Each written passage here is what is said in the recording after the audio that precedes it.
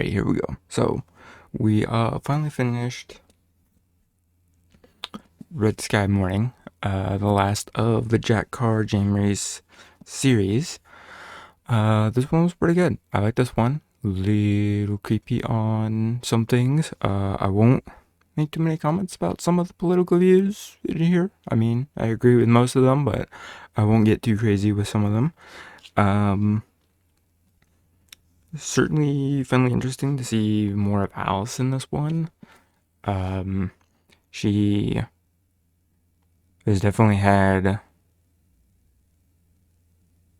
I don't know, it was interesting to see her more in this one and not just like off in the wings.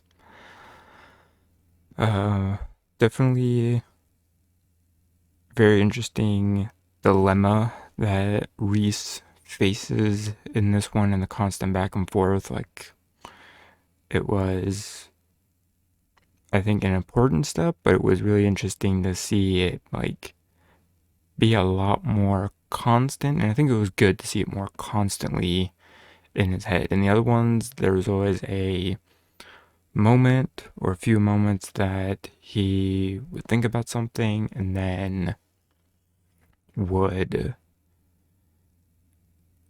like focus on what he was doing. In this one, it was like constantly coming back to him and he was constantly struggling with it. So, absolutely loved the more inner turmoil that he was having.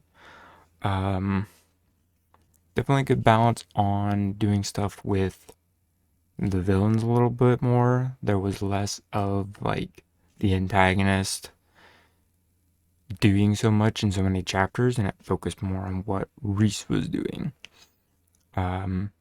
Chapters being balanced absolutely were a lot better. It was probably one of the best ones to be balanced in how the chapters were written. A couple of short ones, a couple of long ones, a couple of medium ones. Perfect amount, perfectly spaced. Still a lot of chapters for a book of this size, but again, having a few of those at only 1 or 2 pages wasn't a problem on this one. It wasn't like constant short chapters.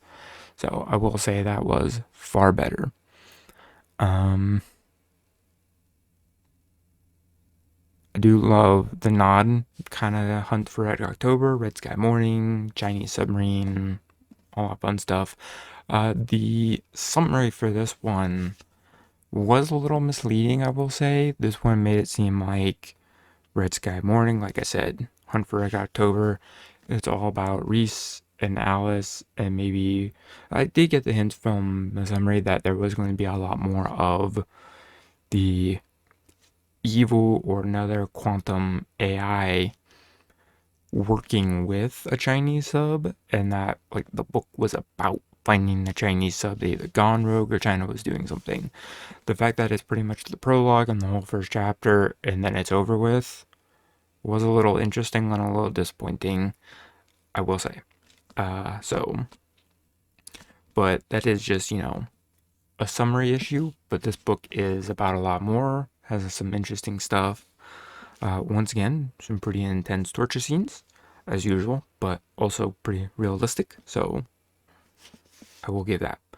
I definitely enjoyed the ending. It was open-ended enough that James Reese is done. Everything's at an end. It's very Jason Bourne. Everything is, at an end, but you just get that but, and then nothing quite else. Like, something can still be there, but it's not needed to be there at the end, if that makes sense. Otherwise,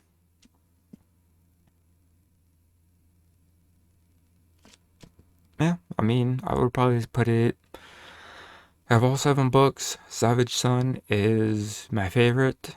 What did I say was my second favorite? Like the 6th book, I think I would definitely probably say the 7th book, Red Sky Mourning, is probably my 3rd favorite. So those would be my top 3 out of the 7 books. Eventually down the road, I will get the spin-off series that deals with Thomas Reese in Vietnam and everything that you find out in the 6th book that leads into this one. So, other than that, absolutely excited for Chris Pratt to return with Dark Wolf, which is a prequel where you see him and Ben working together. Ben pretty much was gone after the first book in the series. You get a little bit of a mention of him in this one and a little bit in the sixth book where you can tell Reese is feeling some guilt and all that fun stuff. Otherwise, he's not really mentioned too much. It kind of, the TV show and the books definitely like flip a lot of things in the sense of, I mean, in the first book, Rafe is just kind of a small nod. He's not really mentioned too much. There's, some mystery there. But the second book pretty much dives into everything about everything with the Hastings family. And then the third book gets more into what happened with him and Rafe. So obviously we haven't gone there in the TV show yet. I do believe season 2 of Terminal List that continues the second book is coming eventually. But for the sake of the TV show, absolutely getting more of a backstory about him and Ben is necessary for just, a limited, like if Dark Wolf is just a limited one season thing, absolutely I agree with doing that. And if they're working on a multi-section project. So I'm excited to see what Dark Wolf holds and get the backstory, and if Jack Carr eventually writes anything related to Reese and Ben book-wise, or if it's just kind of more of a he's going to expand on them in a live action sense. Either way, it'll be good. I'm excited for it. And next up, we're already about 70 pages in, but we are doing Nicholas Irving with AJ, I think Tata, I'm assuming it is.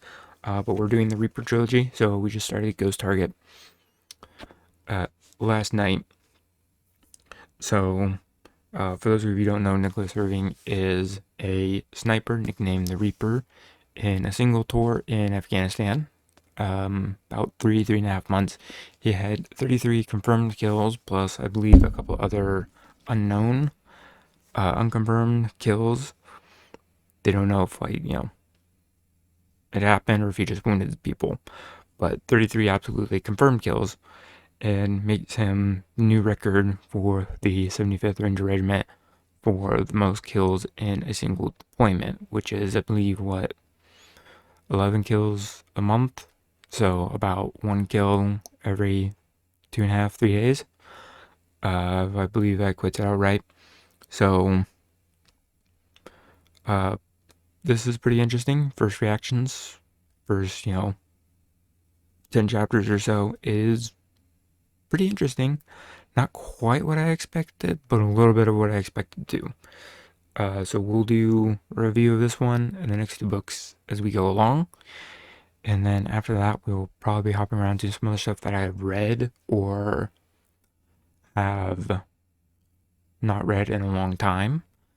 But I also might take a little bit of a break and read some other things on some personal time. And then some of the stuff I want to read personally, I'll read it super fast because I enjoy it. Some of these other things are new books to me. They're new styles of writing. And they're new genres, so it's taking me a little bit to get into it. Just look how long it took me to get through Terminal List. So, the Reaper trilogy, so far, I'm liking it. I'm reading a little bit faster. They are a little bit shorter. This one's just barely over 300 pages, so it won't take me too